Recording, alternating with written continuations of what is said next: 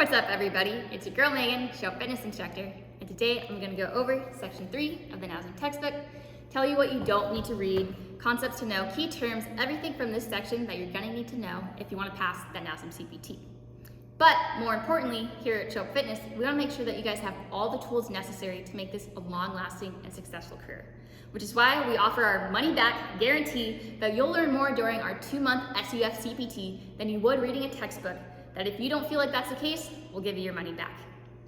Now here at Show Fitness, we do realize that you may be going to a gym that only accepts specific certifications, or it may be too late to get that refund from the CPT that you're doing for right now. Which is why we do offer the resources like these YouTubes. If you haven't already, go ahead and subscribe so you do not miss out on the future ones, as well as our study guide and weekly Zoom calls that has helped over 3,100 people pass this thing, and we can help you too. More importantly, we're gonna make sure that you guys pass this thing as fast as possible so you can get that hands-on learning and start training faster and more confidently. But you guys are here to pass Nasm or any other CPT, so let's get to it. Section 3, there are 6 chapters in here, so it's gonna be pretty lengthy. I'm just gonna skim through everything, do the key concepts, maybe a little breakdowns, but nothing too crazy. So chapter 5, human movement system, kinetic chain, just basic stuff here. Maybe you'll see something on the neuron, just the 3 parts of it. So page 117, 118, going over cell body, dendrites, axon, just know that. Nothing that we're really gonna see with the nervous system too much into detail there. Keep going. See, proprioception is probably gonna pop up again. It's gonna pop up a lot, but just know the definition of that. So the body's ability to sense its general orientation and relative position to its own body parts. Next, page 122 and 123, mechanoreceptors. So there's 2 main ones that we're looking at, muscle spindles, Golgi tendon. Definitely will see that. Just muscle spindles, S, think S for stretch. So they're sensitive to length, rate of length change, versus Golgi tendon, T, tendon, tension. The Golgi tendon is gonna be sensitive to tension and the rate at which tension changes. So you can see that. Nothing there. Page 125, you might maybe see something with the motor skills, so cognitive, associative, and autonomous, just the basic patterns of learning something, right? So cognitive is gonna be where you have no idea what's going on, maybe you have a fixed stare at the ground. Associative, now you're able to kind of pick it up, you're not, you still might make some mistakes, but it's becoming more natural. Versus autonomous, if I were to give you the exercise, you're gonna go ahead and do it without even questioning anything. Osteoporosis, yeah, they're not really gonna see anything with bones, so just keep on going. There we go, so page 145, you have the sliding filament theory. It's just gonna state that when actin and myosin slide past one another, that muscle contracts. You know that definition, maybe a question you see there. Otherwise, keep going. Page 147, type 1 versus type 2 muscle fibers. They're not gonna get too into depth of it, just know basics. Like type 1 is gonna be usually smaller. It's gonna be slow to fatigue or fatigue resistant, versus type 2 muscles are gonna be predominantly bigger, fast to fatigue.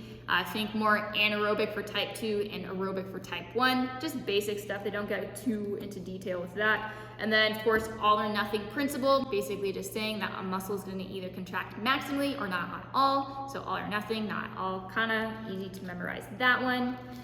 And that is good for chapter 5. So chapter 6, here we go, the cardiorespiratory, endocrine, and digestive systems.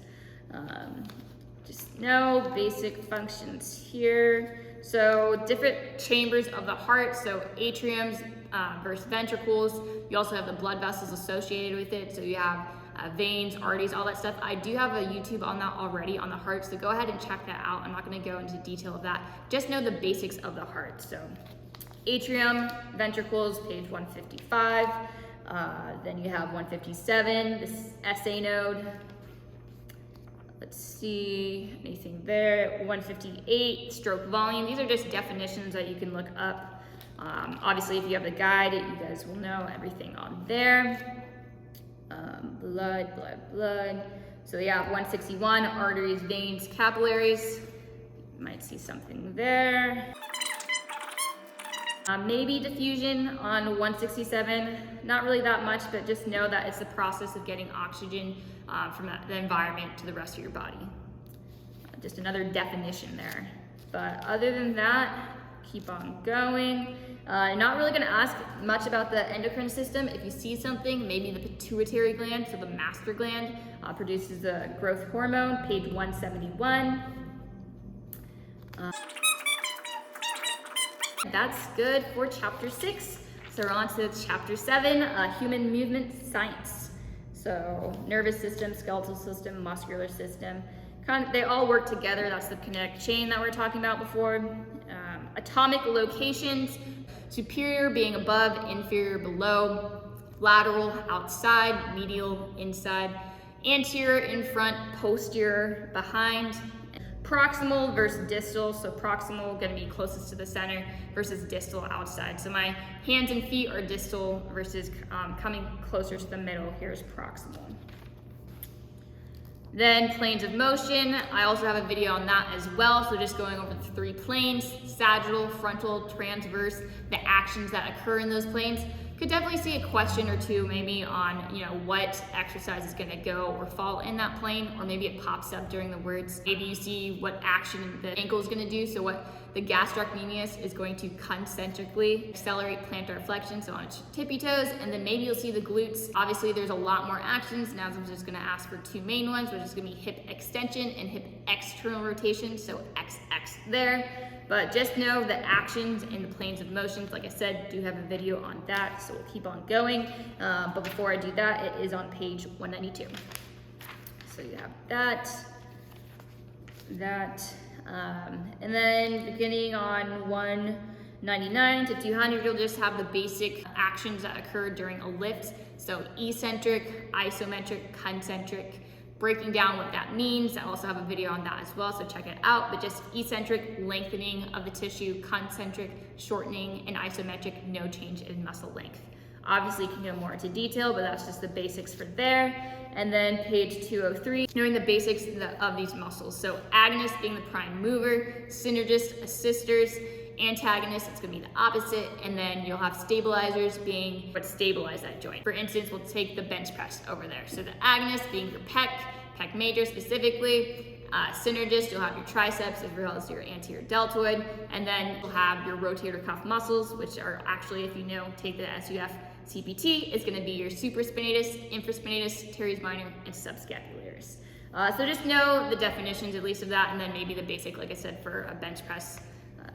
Nothing too crazy. And then 204, open versus closed chain movements. Same thing, also have a video on that. Just know that open chain is gonna be something that your distal extremities is moving throughout the movement versus closed chain is gonna be your distal extremities are closed, fixated on the movement. So open chain is going to be me doing a lat pull down, my hands are moving, that's an upper body, versus closed chain would be me doing a push-up or a chin-up. My hands stay fixated to the ground or stay on the bar while I'm doing that movement. So open versus closed chain, nothing there. And then definitely know this, 208, the inhibitions, reciprocal inhibition, altered reciprocal inhibition, autogenic inhibition. You'll see all of those, as well as the next one, stretch shortening cycle, amortization, know that. These are all definitions, so I'll just keep on going. 16, okay, it has levers. People always get caught up on this. Maybe you get one question, maybe you don't at all. Just know, first lever is a nod, second one is a push-up or calf raise, and then third one is gonna be a hamstring curl, bicep curl. Pretty much most things are third levers. Done, onto chapter 8, exercise metabolism and bioenergetics. So ATP, you're not gonna see a lot with that. And then you have here, first law of thermodynamics, just know that energy can neither be created nor destroyed. Definitely see that. And then when it came to the fuel systems for energy systems, it gets addressed here at 226 first, but it'll go on later. You're not really gonna see a lot of that. Just know that ATP is gonna be super quick, something like 10-15 seconds where it's being used. Think of like a sprinter, right? So I'm looking at maybe a 40-meter dash or a 100-meter dash versus glycolysis is gonna be kind of intermediate in between. I think it's like a steady pace, but still kind of challenging, maybe like a 400-meter pace there. Versus oxidative, think it's like really long, like jogging, we're thinking marathon runners, mile timers, anything past that 3-minute mark. Usually they like the 40 meter or 100 meters, so something quick for that ATP, or they'll try and confuse you by giving you a 400 meter, which is gonna be glycolysis there. Wouldn't be too caught up on that as well though. Maybe get one question, maybe you don't. Page 229, this will definitely come up later with the other tests, but you have the ventilatory threshold 1 and 2. People also get really caught up on this. Just know the basics. 1, think easier, 2 is a little bit more challenging. So first one is kind of like aerobic jogging, 50% fats and carbs, versus the second one, think of like a sprint. You can no longer talk now, leaning more towards carbs as that main fuel source there. This is honestly to help you guys pass this thing as fast as possible. So reading the book, do not advise it, but if you want to, take the suggestions that we have in the guide or from this video on specific things to go, but do not try and read all of this. Even this is taking really long and I'm just doing skimming of it right now. But we are done with that chapter. On to chapter 9, nutrition. Not gonna see on lot, but you will see basics. So here's scope of practice on 250. Mentioned it before as well with the other breakdown of section 1, just knowing like, hey, you can't provide your clients meal plans, supplements, advise them on medications, always refer them out to a registered dietitian, to their doctor first. That's gonna be the main thing there. So scope of practice, just know your role. Macronutrients, micronutrients, so definitely know the macros, you know, protein, carbs, fats. Page 254, know the basics of it. So how many calories are coming from it and the percent of the daily value from it. So here you'll see protein is gonna be 4, carbs is gonna be 4, fat's gonna be 9, and alcohol is gonna be 7. They do not have the percentage on here, which I was looking for. They'll have it later on. Just know the percentage ranges. So protein, you're looking at 10 to 35%, fat 20 to 35%, and then carbs 45 to 65% there. Here we go, 260. First off, gluconeogenesis. So it's a term that you could definitely see, just the creation of new glucose via non-carbohydrate substrates. So gluco referring to glucose, neo referring to new, genesis referring to creation, so the new creation or formation of glucose via non-carbohydrate substrates. So you might see on page 261 for protein recommendations, 0.8 just for sedentary adults, and then 0.12 to 0.14 for endurance athletes. Definitely kind of see that one more often than not. No vitamins for sure, so page 274. You're gonna have fat soluble as A, D, E, and K, and then water soluble as vitamin C, and then all the vitamin Bs that you're looking at.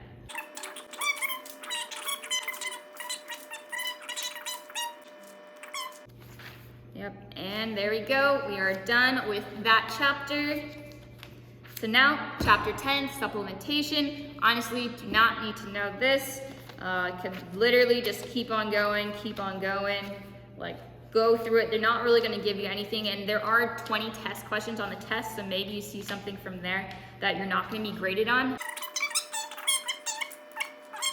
And the last part of this, page 335, so it does say here, providing nutritional or dietary supplement prescriptions is beyond the certified personal trainer's scope of practice. So I already mentioned that earlier, but just for supplements, we are not allowed to do that. Refer them out to a registered dietitian, to a doctor first, where they get that recommendation, and then if they ask, you can maybe say something, but always first refer them out there. So that's done with that chapter, which means we are done with that section. So section 3 is over with. Once again, that was just a quick skim through. Maybe not even as quick as I would have liked, because I stopped on some things. But those are just the key things that you need to know from that section in order to pass the SUF-CPT. Do not read the entire book. It's gonna waste time. If you do want to read it, I gave you guys the pages that you can go back and look on, as well as the main key concepts. But if you want to do this as fast as possible, the easiest thing you can do is go ahead and get our guide, get our Zoom calls, keep on watching these YouTubes, so you can pass this thing in under a month, even 2 weeks, maybe even 3 days. We had someone do that a couple weeks ago. So listen to what we say, not because we want you to do what we're doing, but because we've been successful and we've helped over 3,100 people pass this thing, and we can help you too. Now, like I mentioned before, we want to make sure that you guys have all the tools necessary to make this a long-lasting and successful career, which is why we do have in-person internships here in La Jolla, California, as well as Santa Monica, West Hollywood. We realize that people will not come in person sometimes, so that's why we do have our online internship occurring year-round. So it's great because we can reach wherever you're at, anywhere in the world. You can still learn at the comfort of your own home. And of course, if you guys can't come to us, we'll come to you. We have weekend seminars occurring every month or so make sure you stay tuned for that.